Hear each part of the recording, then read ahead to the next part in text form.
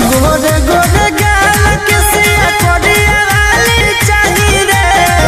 गोरे गोरे गाल के सिया कोरिया वाली चाहिए रे। लड़की हमके पतारी कमरिया वाली चाहिए रे।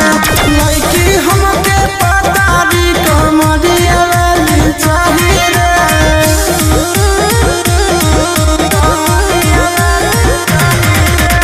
Music by Arya Sharma.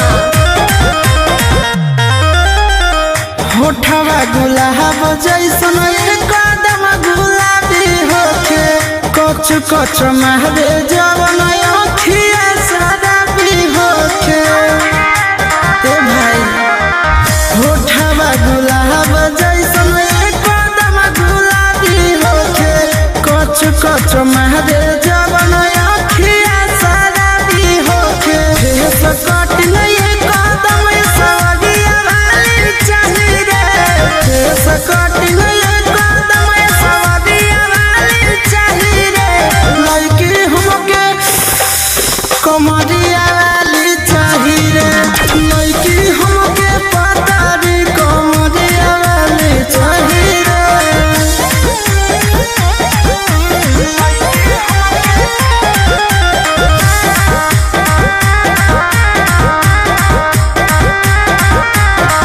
नंदन हो डिमांड जवन पूरा करी किसके पहिला पसंद हो